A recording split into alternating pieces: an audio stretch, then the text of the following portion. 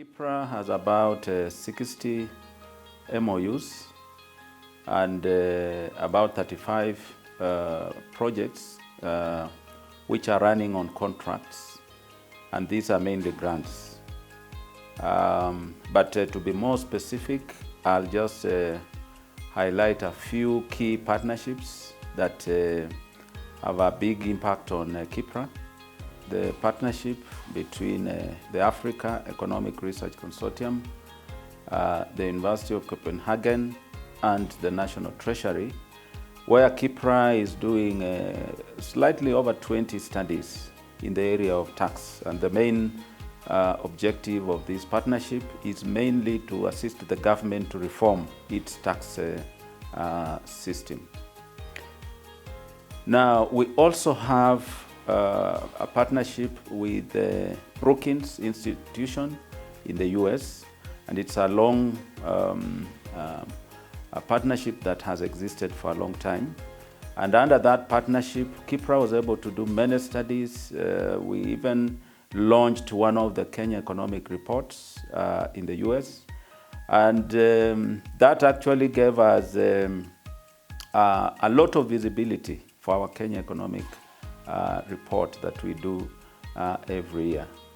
Now, we also have partnerships that have enabled us to participate in the G20 process. So we have been collaborating with the South African International Institute for International Affairs, which right now is coordinating the T20 activities, which of course lead to the G20 summit, which was held last week.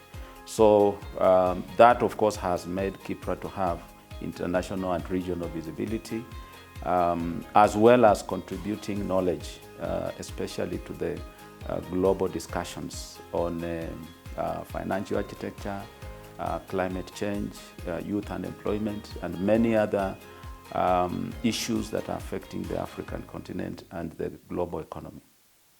Kenya Think Tanks Forum is now about 6 years old.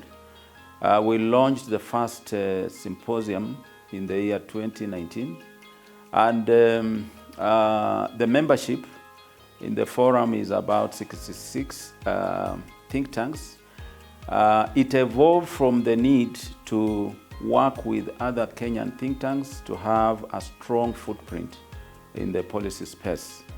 Now, when KIPPRA started getting a high ranking on the global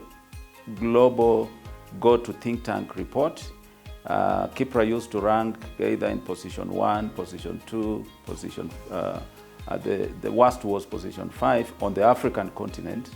KIPPRA started being invited in global events of think tanks.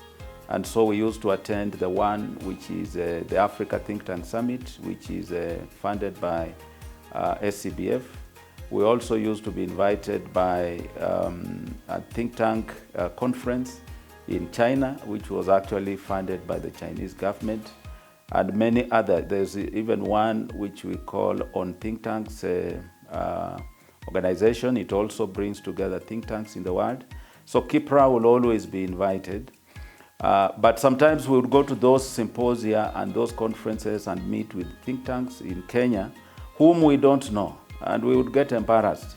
So we came back home and said we would like to put think tanks together and have a forum where we can also leverage on KIPPRA's experience in the area of policy to work together with other think tanks. One of the gains that KIPPRA has reaped from international visibility was being enlisted into the T20 network, which brings together about 5 think tanks from the African continent.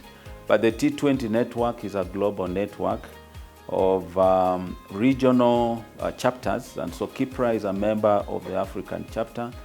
But the T20 chapters contribute to the G20 process. Previously, before the T20 concept was invented, the G20 meetings or conferences are held every year. And so the G20 will go on and they would make decisions which affect the entire globe, but it was realized that they make decisions which are not evidence informed. And so they saw the need to loop in evidence that is, has accumulated in the think tanks. And so that is why the T20 network was established, to harness the evidence that resides within think tanks in Africa and other regions to influence the decision-making of the G20. And so through that process, KIPPRA has been contributing, especially through policy briefs, and also KIPPRA has been invited in the conferences which are held during the G20 processes.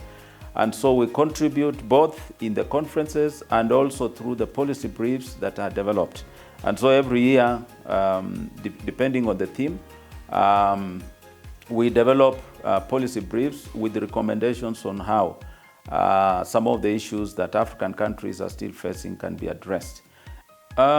We started the Youth in Climate Action Program in the year 2023, and we have been having annual Youth in Climate Action Symposia.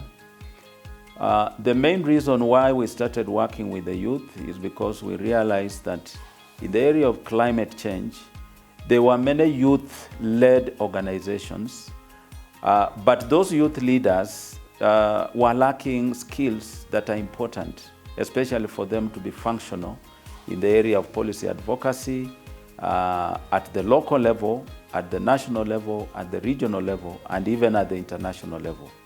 And so initially we came up with an ad hoc approach. Ad hoc because we didn't have a very specific plan. We started training them on how to develop policy briefs, and policy briefs are very effective tools for policy advocacy. If you are advocating on an issue and you don't have evidence, then it is very difficult for you to convince anybody. But when you have evidence, we usually say evidence defends itself. So we have been training them on how to do well-researched policy briefs, and those policy briefs are supposed to help them in policy advocacy. And as I said, that policy advocacy, they can do it during local meetings that they hold. They can also use the policy briefs during national fora, because they usually attend national climate action fora. There are also African-wide fora where they also participate. And some of them are networked. They even attend the COP conferences, the conferences of parties like the COP 30, which has just ended.